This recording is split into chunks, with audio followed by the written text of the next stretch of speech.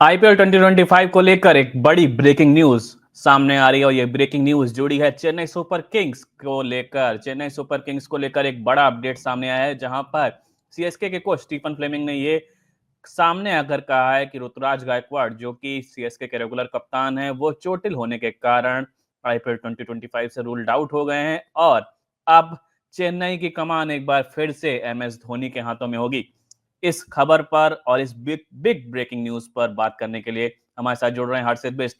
हर्षित, क्या अपडेट है, क्या चीजें चल रही हैं? और ये एक बड़ा अपडेट है क्योंकि एमएस धोनी, जिस तरीके से उनकी फॉर्म, उनके बैटिंग ऑर्डर को लेकर इतने सारे सवाल उठ रहे थे, उनको इम्पैक्ट प्लेयर की तरह खिलाना चाहिए, ये सारी चीजें। इस बीच सबसे बड़ी ब्रेकिंग न्यूज कि अब वो पूरे IPL season Chennai super Kings की कप्तानी करते हुए नजर आएंगे। देखिए, ऋतुराज गायकवाड़ आईपीएल से बाहर हो गए हैं। एक बहुत बड़ा सेटबैक है क्योंकि ऋतुराज गायकवाड़ इस टीम के अभी तक के सबसे बेहतर बल्लेबाज लगे। तो 2 मैच में 50 मारा था और ऋतुराज गायकवाड़ का परफॉर्मेंस आईपीएल में चेन्नई सुपर किंग्स के लिए बहुत अच्छा रहा है। तो ऋतुराज गायकवाड़ का आईपीएल से बाहर हो जाना चेन्नई की जो डूबती नहीं है उसमें और ज्यादा प्रॉब्लम हो गई है, क्योंकि यार एकमात्र जो अच्छा बैटर आपके लिए कर सकता था वो आप भी आप बाहर हो गया। तो ऐसे में क्या होगा इस टीम का हाल, ये और ज्यादा मुश्किलें हो गई हैं। बाकी जहां तक रही कैप्टनसी की बात, देखिए कैप्टनसी एमएस धोनी के पास आ गई है फॉर्मली।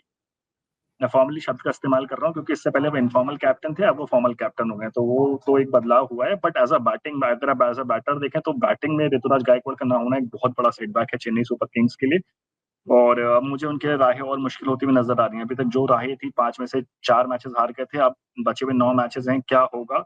ठीक है, फैंस एक्सपेक्ट करेंगे कि थला आए हैं, थला कुछ कर देंगे, थला 9 मैचेस में टर्न अराउंड करा के टीम को पहुंचा देंगे। पर मेरी नजरों में अगर आप मुझे देखें तो मुझे लगता है बहुत मुश्किल होने वाला है, क्योंकि आपकी बैटिंग यूनिट चल नहीं रही है। उसमें आपका जो सबसे भरोसेमंद इंडियन बल्लेबाज था वो भी अब बाहर हो गया है। तो it's a big big setback for Chennai super Kings.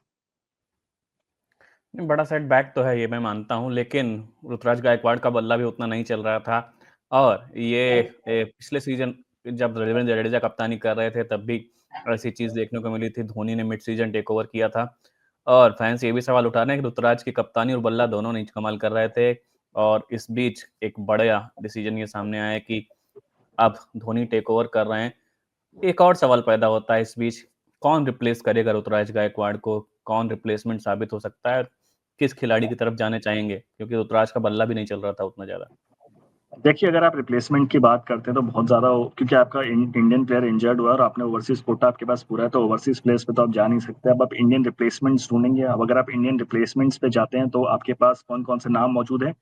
मैं अगर गौर करूं तो मेरे हिसाब से पृथ्वी शॉ का एक नाम है। Prithvi Shaw as an IPL में अनसोल्ड रहे थे, ऑक्शन में अनसोल्ड रहे थे, बट दिल्ली कैपिटल्स के लिए 6-7 सीजन आईपीएल खेल चुके हैं, अनुभव है उनके पास और अवेलेबल हैं। तो पृथ्वी शॉ एक नाम हो सकते हैं जो चेन्नई सुपर किंग्स साइन कर सकता है। देखिए, पृथ्वी शॉ अटैकिंग बल्लेबाज है। आपको टॉप ऑर्डर में आपके बल्लेबाजों से रन नहीं बन रहे अटैकिंग तरीके से, तो आपको कैसा बल्लेबाज चाहिए जो आके स्टार्टिंग के पावर प्ले में यूज ओवर्स में आपको मैक्सिमाइज करके रन दे सके। तो वहां पर एक पृथ्वी शॉ एक अच्छा नाम है। मुझे नहीं लगता कि करंट फॉर्म के बेसिस पर आप शायद ना हो, बट अगर आप ओवरऑल देखें तो पृथ्वी शॉ एक बहुत ही कैपेबल बैटर हैं। आप पृथ्वी शॉ को कंसिडर कर सकते हैं as a top order batter के लिए।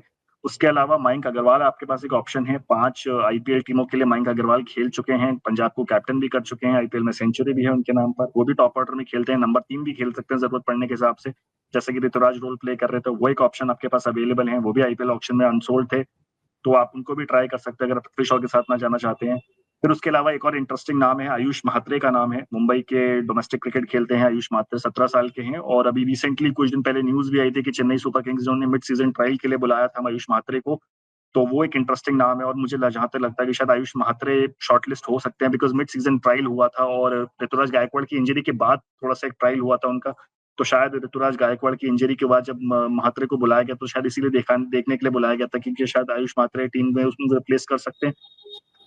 तो मुझे ये 3 नाम नजर आ रहे हैं। और अगर इसमें देखिए, अगर आपको एक्सपीरियंस चाहिए तो आप मयंक अग्रवाल को ट्राई कर सकते हैं, आपको नया फ्लैम्बॉयंस चाहिए तो आप आयुष मात्रे के साथ जा सकते हैं, और आपको दोनों चाहिए, दोनों का मिक्सचर चाहिए जिसके पास थोड़ा सा एक्सपीरियंस भी हो, थोड़ा अटैकिंग बल्लेबाज भी, तो पृथ्वी शॉ को आप कंसिडर कर सकते हैं। तो मुझे लगता है दोनों तीनों ये टॉप ऑर्डर के बैटर हैं, ओपनिंग कर सकते हैं आपके लिए, आपको एक वेरिएशन प्रोवाइड करा सकते हैं। तो ये शायद आप कंसिडर कर सकते हैं।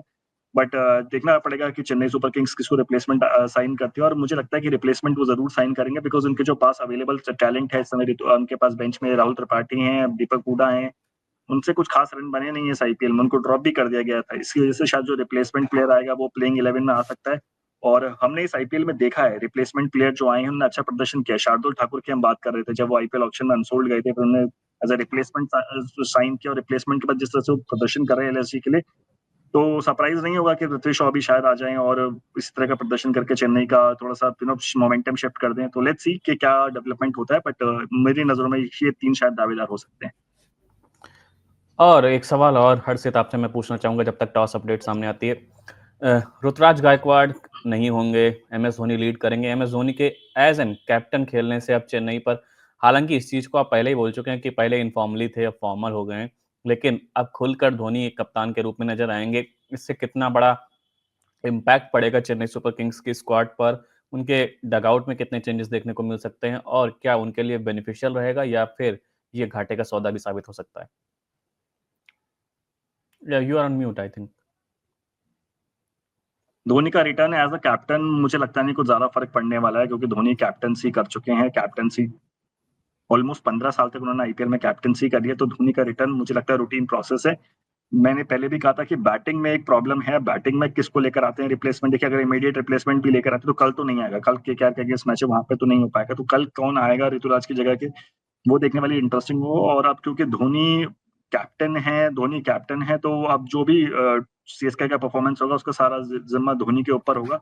तो मुझे देखना है कि क्या धोनी के आने के बाद चीजें बदलती हैं, कुछ चेंज होता है या फिर सिचुएशन वैसी ही रहती है। वैसे मुझे ज्यादा उम्मीद नहीं है कि धोनी के कैप्टन किसी के बाद भी चीजें बदल जाएंगी, जैसे लोग इंटरनेट पर बात कर रहे हैं कि अब चेन्नई का फेट बदल जाएगा, धोनी कैप्टन बने थाला मैजिक करेंगे।